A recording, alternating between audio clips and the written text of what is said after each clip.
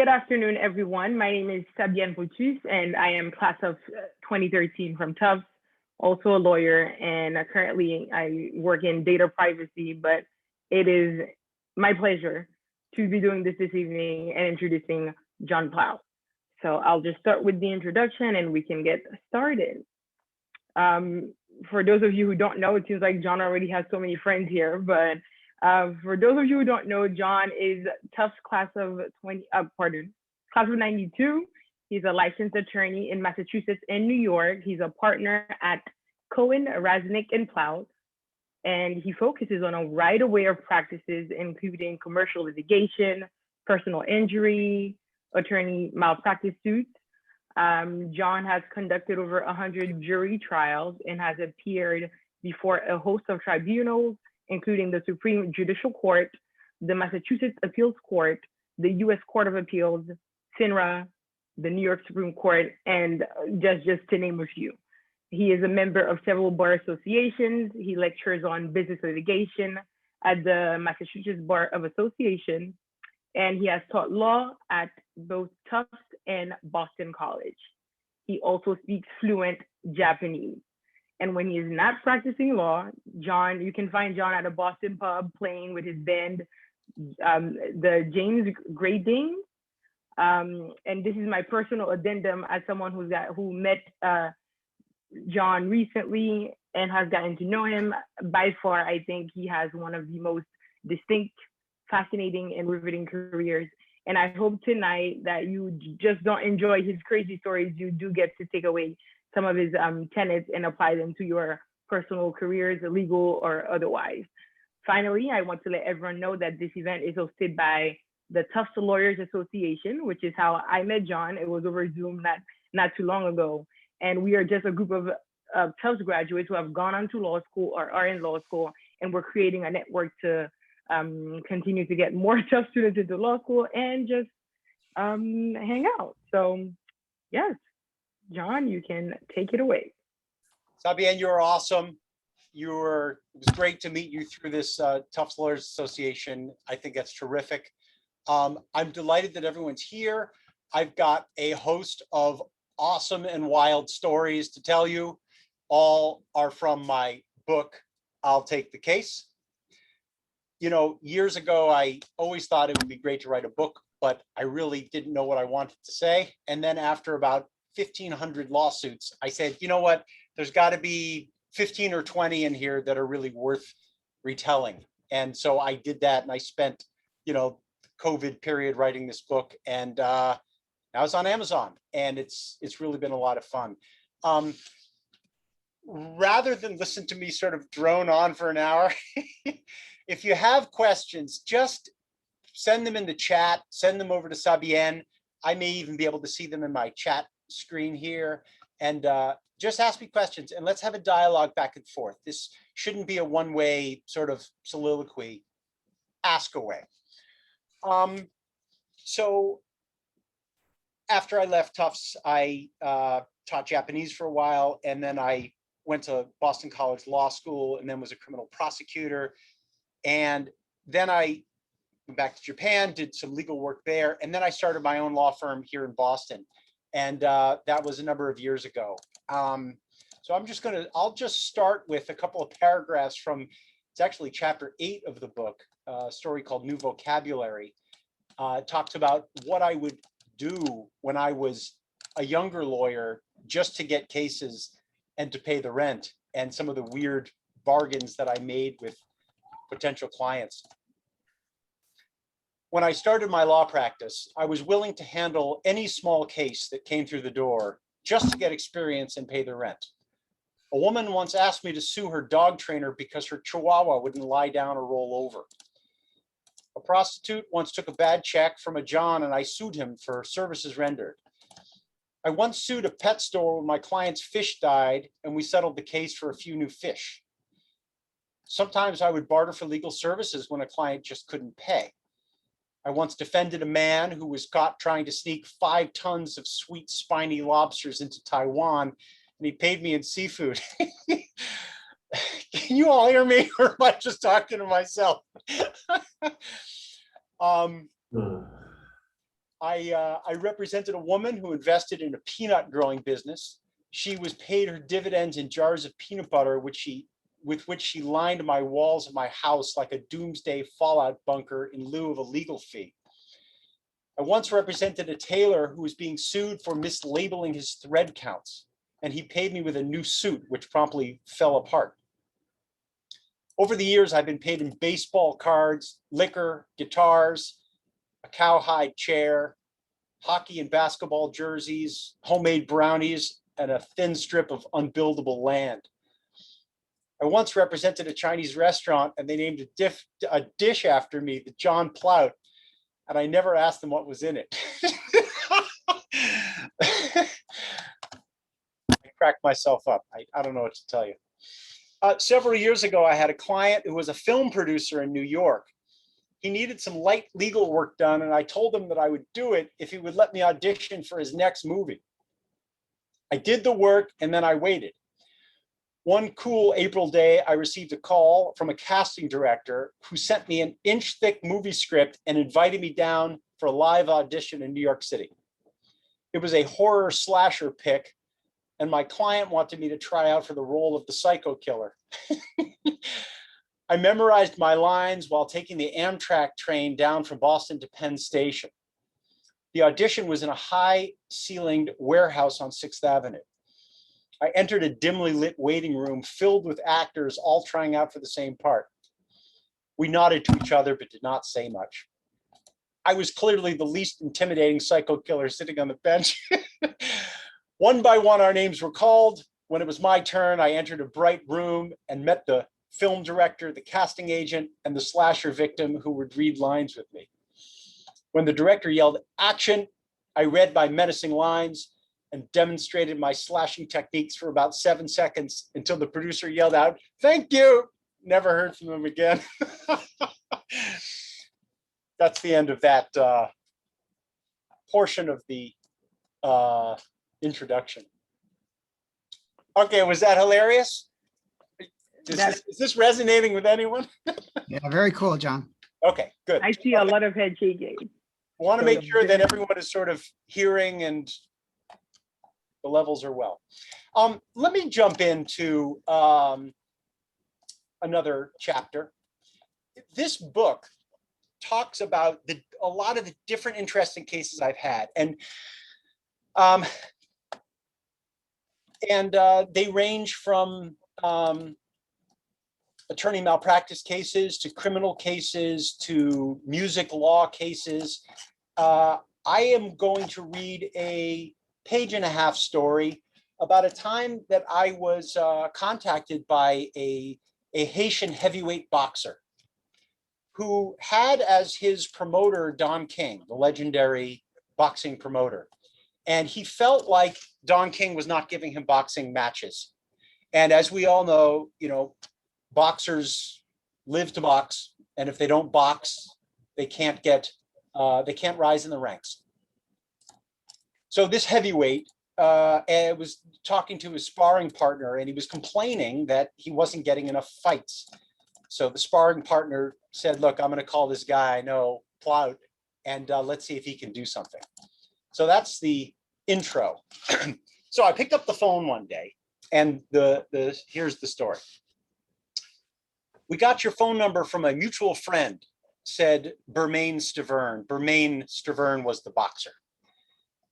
He said to me on the phone, "My sparring partner and I are here, and we have 2 questions for you. First, are you the type of lawyer who sues people?" "Sometimes," I responded, "but only when the case is merit." "Good," they replied. "Our second question is, do you know anything about boxing law?" My response was, "No, not a single thing whatsoever." And they said, "Perfect. Do you want to sue Don King to try to get us a heavyweight championship fight?" I thought this was a prank call, and I was about to hang up the phone, but they assured me that they were serious. I asked why they specifically wanted a lawyer who knew nothing about this area of law, as this was completely counterintuitive. Stavern and his sparring partner replied that if I had routinely practiced in the field of boxing law, I would be too afraid to sue Don King out of concern that he would blacklist me.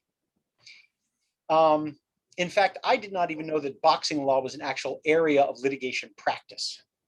And as for the complexities of boxing law, I figured it could not be very complicated.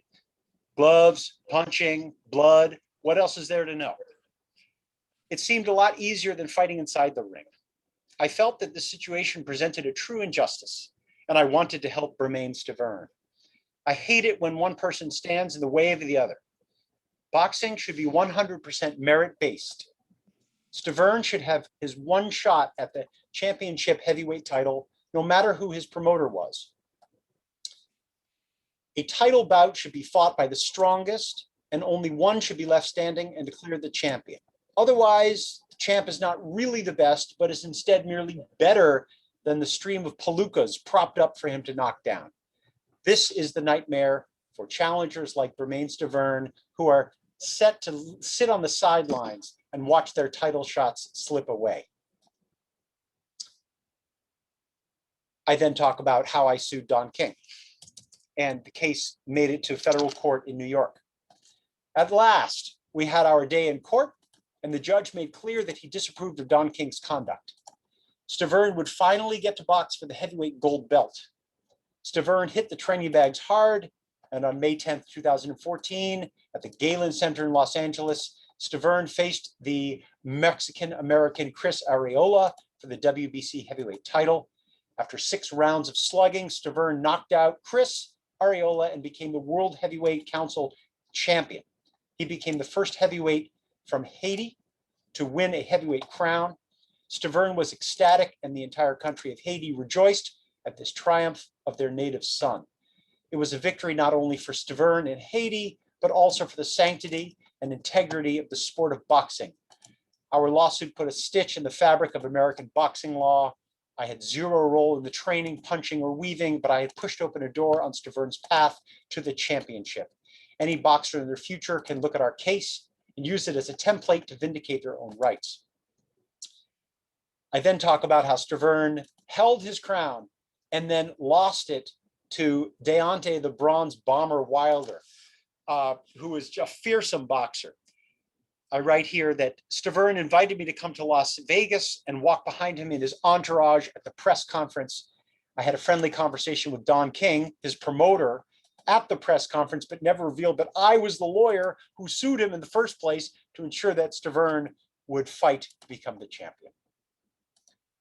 I talk more about the pain of watching this boxing match. And then I say, Stavern lost by decision.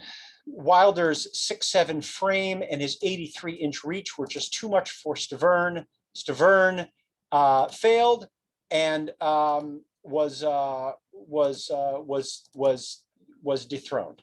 Wilder then held the crown for 5 years until he too was defeated by Tyson Gypsy King Fury, the enormous English heavyweight who currently still holds the crown.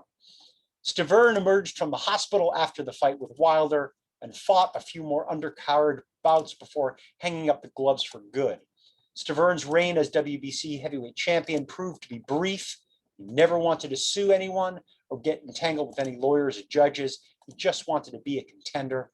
Although Stavern held the crown for less than a year, he at least held it up for a moment, and that is a moment longer than nearly every other boxer who has ever laced up gloves. That is the boxing story. What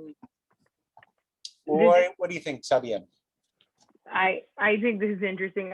Shameless plug, I'm Haitian, so when John told me about this story in the book, I have my book right here, and that's the story I first read. And my book is annotated. It just seems like every time I was reading, it just seems like, can this get any crazier? And it did. And if you get a chance to read this book, you'll feel the same. But I have a question right now that we had a pre-submitted question. It's just with so many of these cases that are just, so crazy, absurd, and you can't believe it, these things are actually happening. How did you decide, John, on what to include in the book? And, how did you make that decision? And are there any cases that didn't make it that you wish could have made it? Yeah. I just went through all my cases and just frankly, simply stated, I just picked out the wildest ones. I heard someone quote someone else on a podcast the other day. He said that that fiction has to sound real, but truth doesn't have to sound real. And that's what really makes these stories so interesting. So a lot of them don't really sound real, but they are. And it's the fiction that has to toe that line. Here's a story. This is I put a number of sort of 2-paragraph stories in the book, so they're not all super long. This one I just couldn't believe. I was representing a wife in a divorce action. And I talked about Cindy's laughing about this. I said, in one memorable divorce case, I was representing the wife. The husband's lawyer and I were fighting over which spouse was to blame for the breakup of the marriage. The husband's lawyer called my client into a deposition and put her under oath to tell the truth, as he tried to explore the causes of the marital breakdown. He said, I understand you once tried to kill yourself by jumping out of a window. Could you please tell us about that? She said, I didn't try to jump out of a window. Steve and I were arguing about something stupid, and he was yelling and screaming as usual. I didn't want to be around him anymore, so I opened up the window in the second-floor bedroom. I climbed out and hung from the windowsill so that he couldn't see me. The husband's attorney continued. Well, that sounds to me like you jumped out of a second-story window, he said. No, she replied. My plan was to hang outside the window from my fingertips until he calmed down, and then I would climb back in. But I slipped and fell. I see, said the lawyer. He said, was this the incident that made you realize that you should finally ask Steve for a divorce? She said, oh no, this didn't happen when we were married. It was when we were just dating. The other lawyer and I looked at each other. I put down my pen. It was remarkable that she would rather climb outside a window than to be near this guy, but it was even more astounding that she would agree to marry him. For any young couples, a handy rule of thumb is that if you feel any urges to self-defenestrate from second-floor windows, in order to avoid conversing with each other, it is probably best not to get engaged. There is someone out there better for you. The goal, after all, is wanting to be on the same side of the window as your spouse. So that's an example of a short story. I'll just continue a couple more of these short stories. There's a theme in these cases. Probably 5 or 6 cases have to do with rock and roll and rock music and heavy metal, because I like metal and I like playing rock and roll, and I've done a bit of touring and I've played with a number of bands. This is a story, again, a 2-paragraph story from the chapter called Missing You, which is actually named after the John Waite song. John Waite, the wonderful singer from Lancaster, England.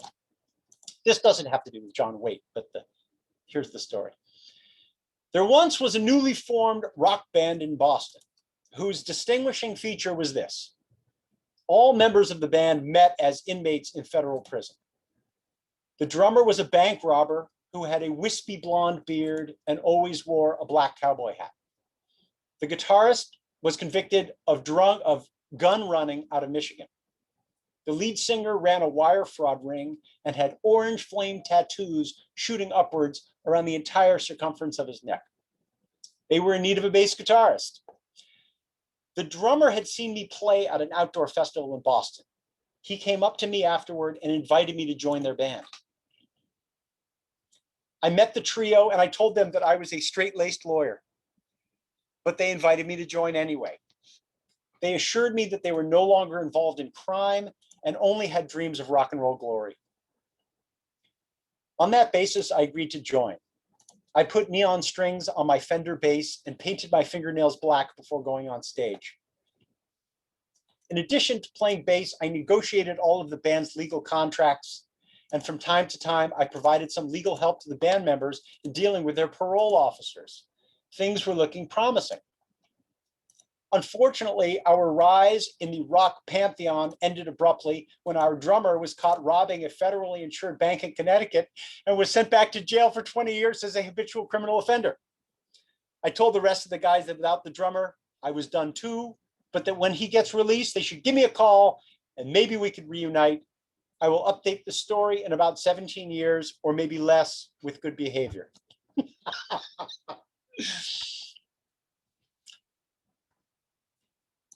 I will continue.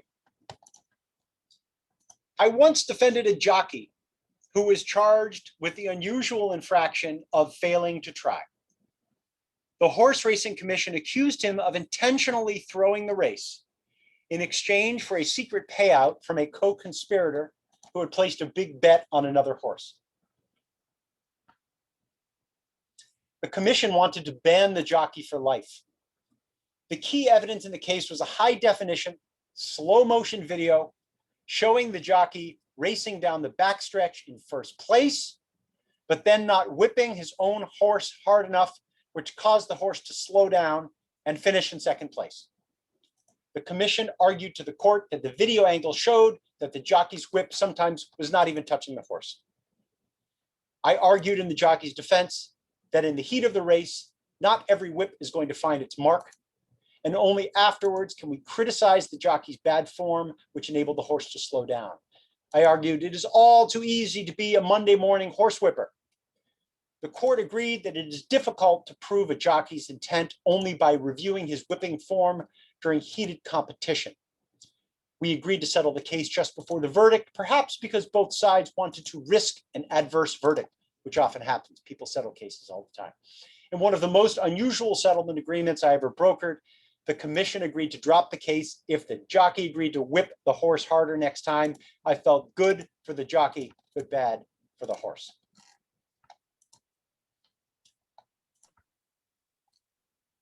And now, don't be shy, everyone. You know, John is happy to read his stories, but we know you have questions after hearing all these stories. And I think one of the questions we had that were pre-submitted again is, how do you keep your sanity when insane things happen all around in the courtroom? And I know you've had, you know, you're telling some of the fun stories, but as someone who's read the book, we had some cases that, you know, gave me pause about American jurisprudence and who can afford justice when, you know, your job as an attorney is to present your client. I appreciate the question, Sabienne. And I'll just say that I would say probably half of the stories in the book are these kinds of unusual, quirky cases, but there's a lot of cases in the book that delve into, I think, very important issues of law and prisoner rights and constitutional tensions. How do I keep my sort of sanity? I guess you just sort of realize that you're part of the process. You're part of the process of the difficult, the difficult fabric of law. And to dovetail into that, I see that someone has asked a question, that Tricia has asked the question, what's the one case that you regret taking and why? I have taken many cases that have resulted in verdicts against me and my client. You sometimes just don't have the facts on your side. You don't win every case. But if you're looking for, you know, a sure thing, go to the movies. If you're looking for a sure thing, do something other than the practice of law. And Tresha, to respond even further, I'll read a paragraph from the afterword of the book, which I think addresses some of what your question is. I write the following. It's about a paragraph and a half. Law is a system of rules designed to ensure that people and scarce resources are treated fairly. The practice of law, in turn, is the debate over what is reasonable in a given case.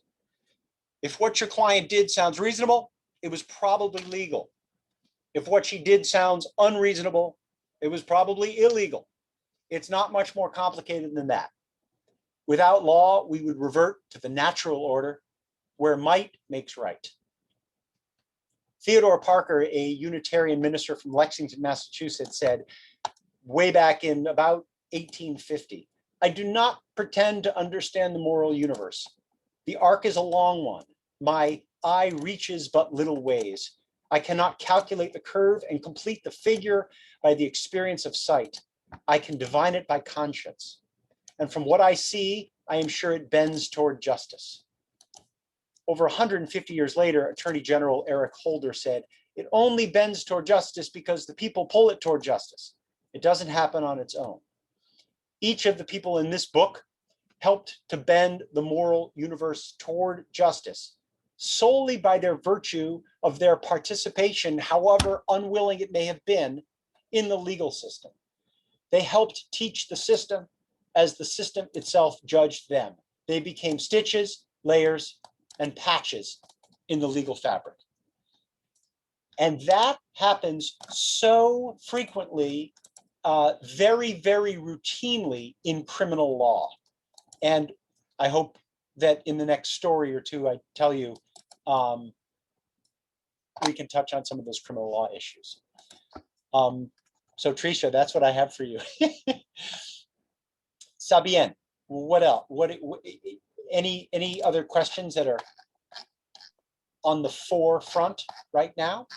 No, you can read us another story and we'll wait for some more questions. Okay, I'll read a story here. It's from chapter 5. It's called Defending the Guilty as Sin.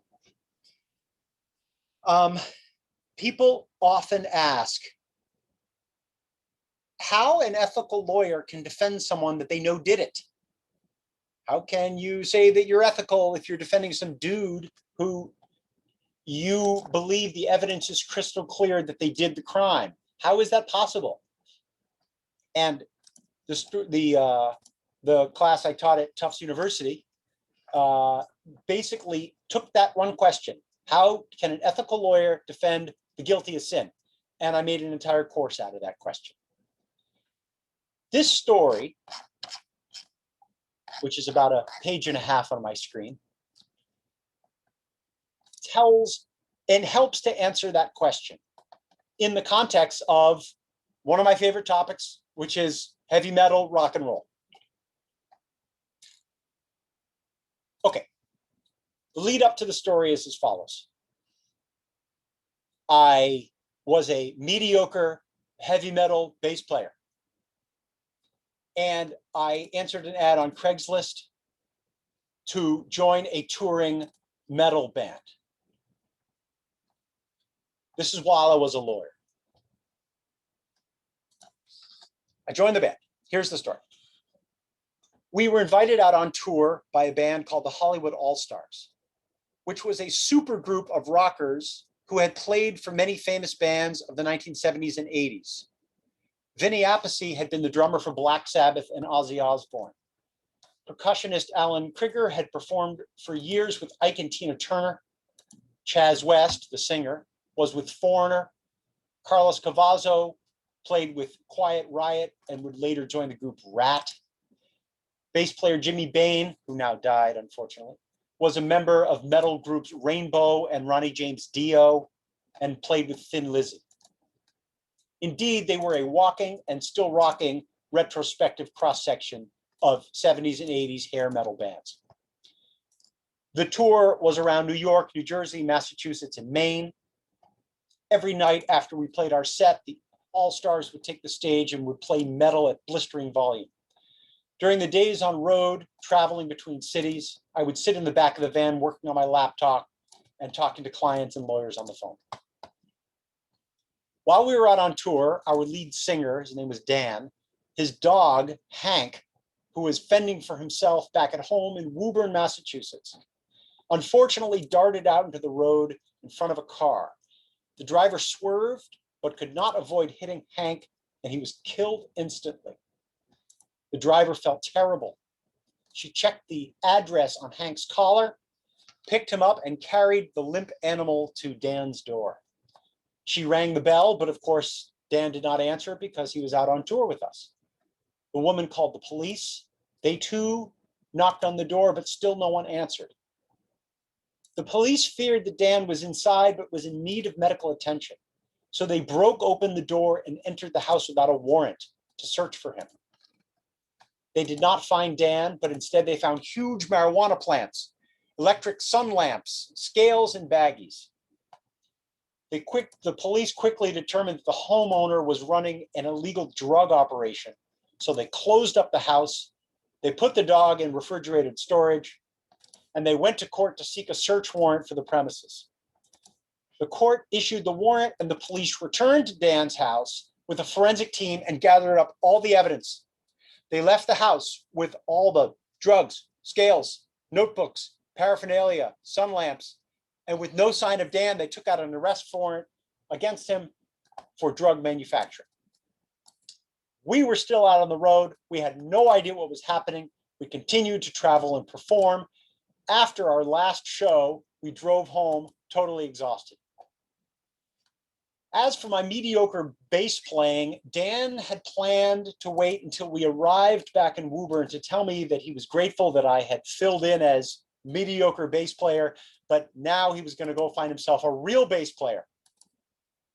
But when we rolled back into Woburn and learned that Dan's house had been raided, his business was busted and his dog was dead, and there was an arrest warrant out for him for drug manufacturing, Dan broke down uncontrollably, weeping for his dog and fearing for his future among the incarcerated. I put my hand on his shoulder. I told him that he had given me my rock and roll fantasy and that I would defend him against these criminal charges. Dan wiped his eyes, calmed down, and claimed me as his defense attorney. I later found out that he simultaneously had the dreadful realization that as long as the case lasted, he would need to keep me as the bass player for his band. He knew that if he kicked me out of the band, my enthusiasm for handling his case would quickly evaporate. I started my work defending him, and we continued to play music. We're coming up to the criminal law part. Hang on. The evidence against Dan was overwhelming. The drugs and the paraphernalia collected by the police was proof positive that he was running a drug manufacturing and sales operation. While a person could conceivably smoke several large plants worth of marijuana, there was simply no colorable defense to the baggies, the scales, and the ledgers. He was guilty, in fact. Therefore, my defense strategy could not be to argue that Dan didn't do it. I needed something else. So I argued that the search was unconstitutional under the Fourth Amendment. Here's the wonky law part.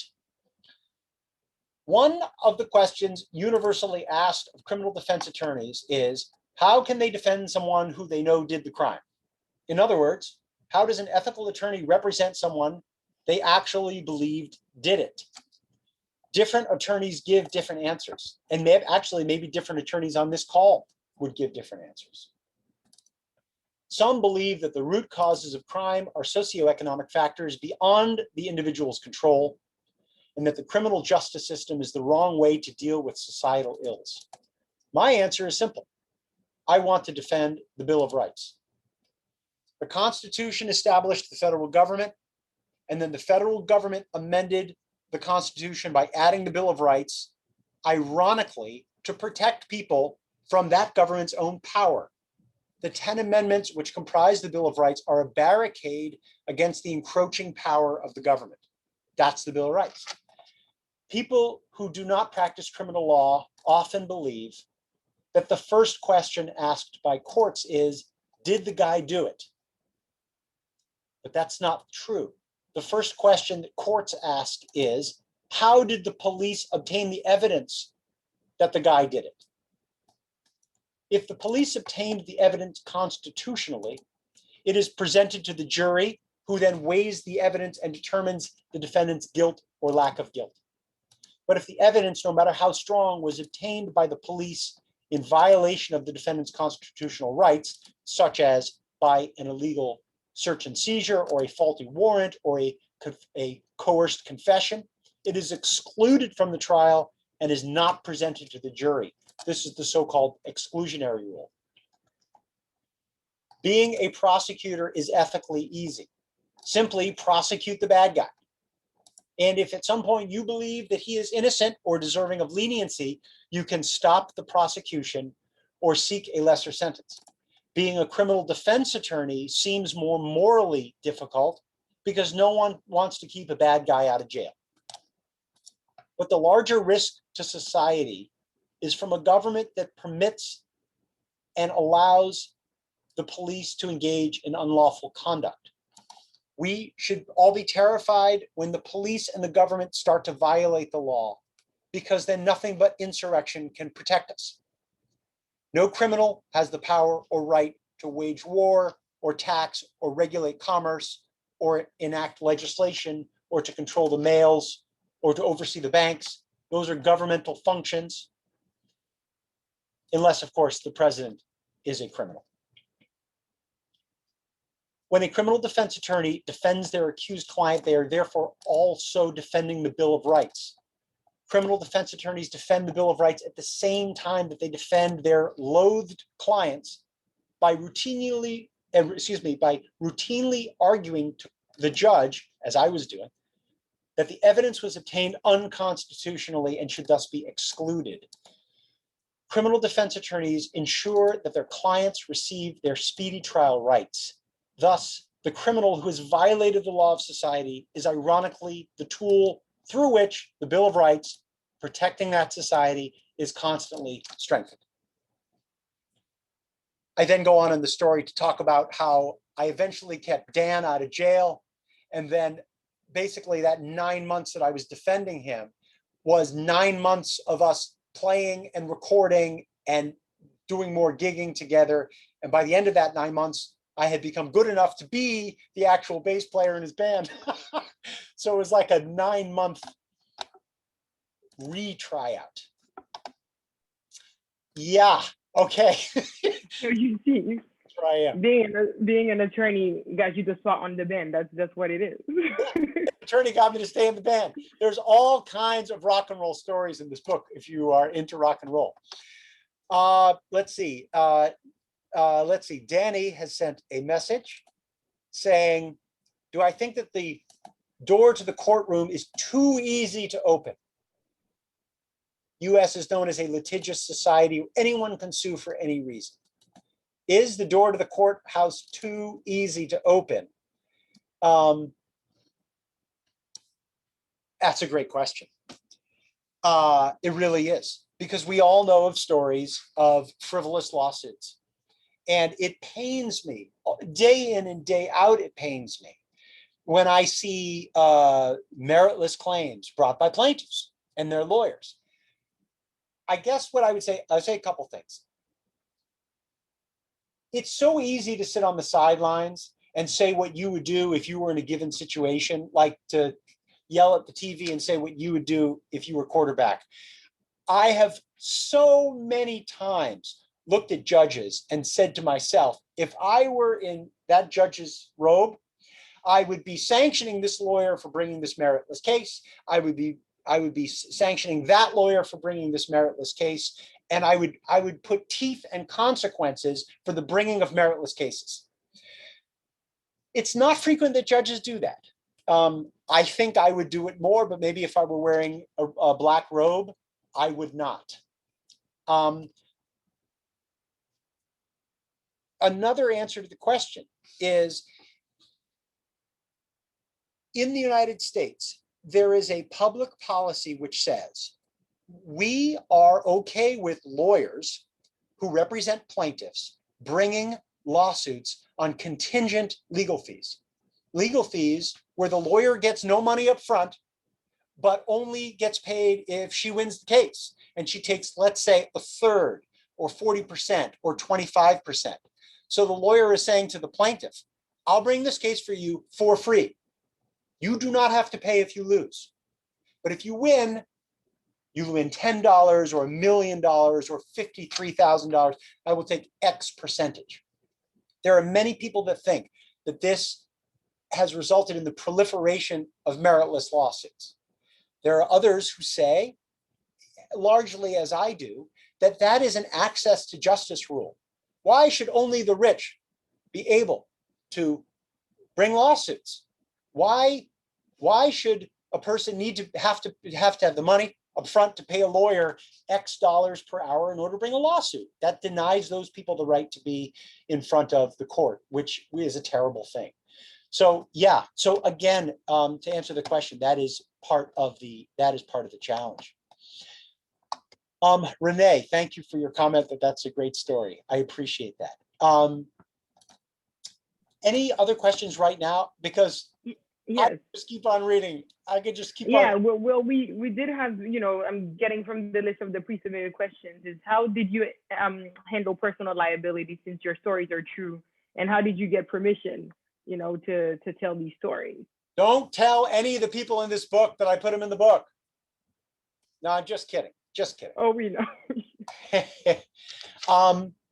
I have changed sufficient details of names, specific places, and many specific details so that these people basically cannot be identified. But there is a chance that if someone were to do the right search and they would see that this guy sounds like that guy in Plaut's story, that it turns out, oh, that's the guy. Fine. Lawsuits are matters of public record.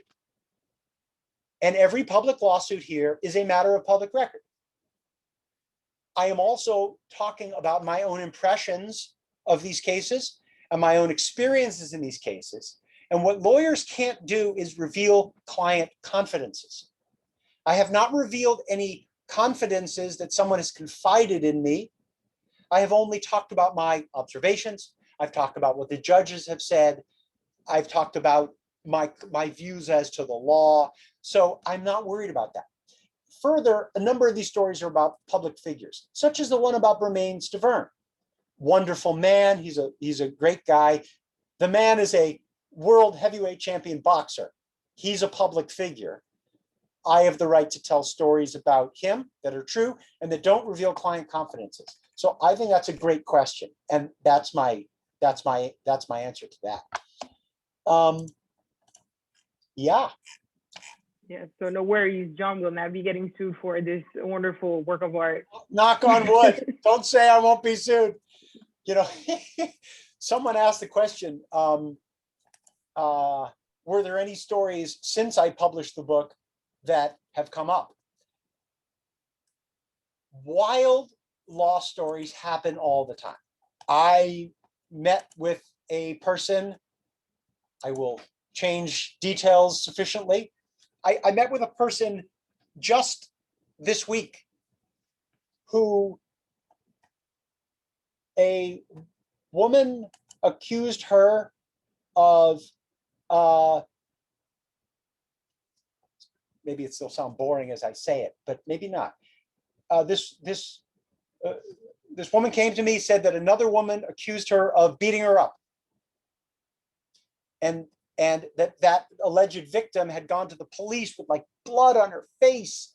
And actually this dovetails with the question that we were answering earlier with Presha. She goes to the police with blood on her face. I was reading the police report today and says that this woman had attacked her. And I was able to show the police today that the time of the alleged attack, my client was in church, and that these two women had interacted with each other about 9 hours earlier. And so this alleged victim had bloodied her own lip and then gone to the police. So I said to the police today, I said, you got the wrong lady. I said, this woman has lied. She has hurt herself. And I said, I am angry as a taxpayer. I said this to the police today. I said, I'm angry as a taxpayer that this woman bloodies her own lip, goes to the police station, lies about who attacked her. And then the police, seeing a woman in physical distress, calls an ambulance. An ambulance comes at taxpayer expense to treat this woman. She's transported to the emergency room, and it was all in a ploy to get my gal in trouble. I said, you should be prosecuting her. You should be charging her for the ambulance ride. You know, it's a crazy world. Yep, yeah. We have a few more questions coming in. We have one from Julia who says, what is the biggest mistake you've ever made in the context of the law / being an attorney? And we have another one after that. I have never made any mistake whatsoever in any context. No, I'm just kidding. You know, mistakes. You do your best. If you do your best at whatever you do, if you do your best, then don't beat yourself up. You have done your best. That's the only answer there. I see a question. What do I think about judges being elected? Judges, some judges in the United States are elected. Some judges are appointed. We've got to get judges in place somehow. Either they're elected or appointed, or maybe it's random. You put all their names in a hat. And you know, the question is, what gives you better justice? Someone who's elected, someone who's appointed. If they're appointed, you think, well, they're just appointed political hacks who's golfing buddies with the governor. That's not good. If they're elected, then you think that judge is not going to make the hard call and let the loathed criminal defendant go because she knows that when election time comes around, she's going to be elected out of that judicial post. You know, I'm not sure what the answer is, but that's my answer, Nancy McLean, to your question. Rachel. We have an, please. I was going to refer. Yeah, go ahead. We have another one from Rachel, class of 22. And she says, how do you understand and handle white male American privilege in the legal field? And along with that, have you ever represented any POC and or non-English speakers? And now the macadamia nut story comes to mind. How do I understand and handle white male American privilege in the legal field? Well, I am who I am. I don't know what that means, how I handle it. I don't know how to respond to that exactly. I will say, obviously, I think it should be obvious. I've represented every color, gender, every permutation of people. Actually, once I once represented a guy on a criminal case where he had, this was crazy. It's not in the book. He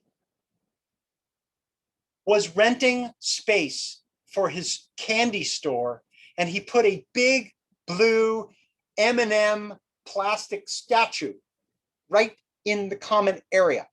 And the landlord brought a criminal action for trespass against the blue M&M. Which, my God, if you were a judge, why aren't you sanctioning the claimant? You're bringing a criminal action for a blue M&M? That's outrageous. That's an example where I would have sanctioned someone. But I mentioned that just because when I'm thinking about all the different clients I've represented, I've represented a big blue M&M.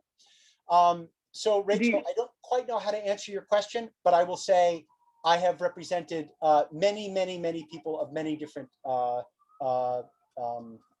backgrounds.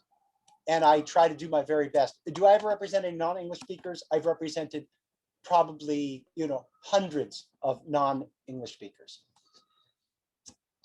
Yeah. All right. I will tell a brief story about and I will try to, it looks like Lisa, Felicia, and Peter won autographed copies of I'll Take the Case. If you just asked me, maybe I would have sent you a copy anyway. But no, I'll say available on Amazon if you want. But if you can't afford it, just email me. I'm happy to send you a copy. I know I shouldn't say that, but please, I want people to read these stories. Daniel says, can you have a copy? Sure, Daniel.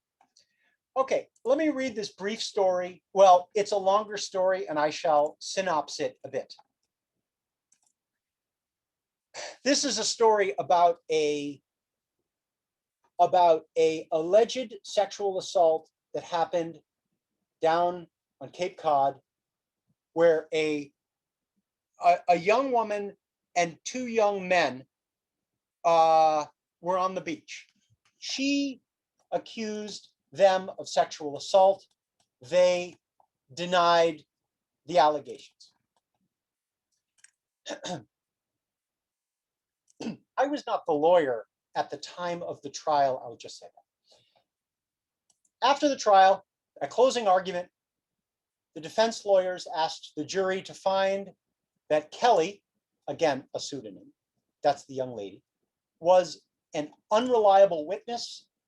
The jury should be skeptical, they argued, of the testimony of an accuser who willingly drove their alleged assaulters home afterward and did not immediately disclose the incident to the police. The prosecutor made the opposite argument, that the victim was in such shock from the attack that she needed a week to recover and to gather her thoughts before heading to the police station. It is well documented that the trauma of an attack can render a victim unwilling or unable to reveal it immediately, even for months or even years. The judge charged the jury to find the truth and then sent them off to deliberate. The most dramatic moment in a criminal case is typically when the jury returns from deliberations and reads the binary verdict written on the slip, not guilty or guilty. When the foreperson reads the card into a hushed courtroom, the silence is invariably punctured by gasps of joy and vindication on one side and wails of sadness and disbelief on the other side. People's outbursts of emotion at life-changing moments sometimes sound the same. And without hearing the reading of the verdict, it is sometimes hard to tell which side is making which sounds. As the courtroom empties, jurors often exchange hugs and email addresses, and then go get beers or walk thoughtfully to their cars, happy to be done with jury duty. No matter the verdict, everyone goes home to rebuild their lives and carry on, with the exception of a criminal defendant. If incarceration, the defendant's ordeal is just getting started, as a sentence of time is also a sentence to clanging metal, jumpsuits, and stench. Every day spent in jail takes away the youngest day a prisoner will ever have left. I will continue with this story, but let me just say, I'm going to skip over everything I did, which was what I did in this case. And I hope you read this story. It's chapter 9. It really is one of my favorites in the book. I tell the story about how I did a post-trial investigation while my guy is incarcerated, and I got him out of prison. And I got him out of prison. He'd been in jail for over a year, and I got him out on constitutional grounds. He had been, he had served time for an unconstitutional sentence, and it was really just amazing. And then I say, so he gets out of prison and he moves back to live with his mother. One night, about 3 weeks after Michael's release, Michael is the pseudonym I've given my client, the neighbors heard screaming coming from his mother's apartment, and they called the police. The police arrived to find Michael holding a bloody baseball bat. Michael and his younger brother had stabbed and bludgeoned to death their mother's abusive boyfriend. Michael turned to the cops with the bloody baseball bat and said, "My mom's getting beaten up. What did you expect me to do?" The younger brother fled, but was captured just around the block, covered in the victim's blood. The abusive mother's boyfriend's blood. The judge sentenced the brothers to 13 years in prison for manslaughter. I had worked very hard to get Michael released, and at the time it had felt like I had done the right thing. Michael should have viewed his freedom as a new lease on life and taken full advantage of it. Now I feel like Michael's freedom only enabled him to commit murder. It is hard to reconcile that he would have spent less time in jail if, ironically, I had not gotten him out in the first place. Or maybe Michael's mother is alive today because of what Michael bravely did in protecting her and in sacrificing himself in killing the abusive boyfriend. One hazard of criminal defense work is that the lawyer never knows what would have happened if they had done worse. That's what I got. Well, thank you. I know, we have an 8 p.m. cutoff, so this has been very interesting, but we know we cannot leave without asking the questions that, all young lawyers want to know. So what advice do you have for young lawyers and students considering law school who are interested in trial work? And after that, we can take our leave because it is exactly 8 p.m. I would say that being a lawyer is a wonderful way to spend your limited time, your limited days, your limited energies. It's been wonderful for me, and maybe it's wonderful for you, but to anyone who's thinking about their career, I would say it may not be for you. What a young person should do, I think, is have as many experiences as you possibly can, as young as you can, because the younger you are, the lower your opportunity costs are. So if you are in college and you volunteer for someone that you think is doing something that you might want to do that for a month. Volunteer for some other profession that you think you might want to do. To try all these things out while your opportunity costs are so low. If you wait until you are in graduate school or as a professional to try out new things, your opportunity costs are higher because by then you're supposed to be engaged in some trajectory of a career.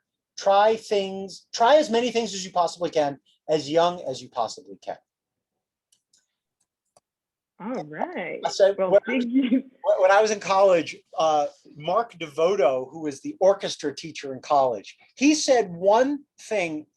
I've known him since I was back at Tufts. He said one thing off the cuff that he probably forgot that he ever said, but I've remembered it to this day. And it's one of the only things that anyone actually said in college that I specifically remember. He said, John, in life, you can do anything you want. You just can't do everything you want. Everything is limited. Everything is limited. So, sound advice. And I just want to thank you. I want to thank Sabian for an awesome job, Sabian. You're awesome. Next time in New York, let's totally go get some more beers. For sure. And I want to think, go ahead. Well, let me just say, if anyone wants to talk any further, send me an email, give me a call.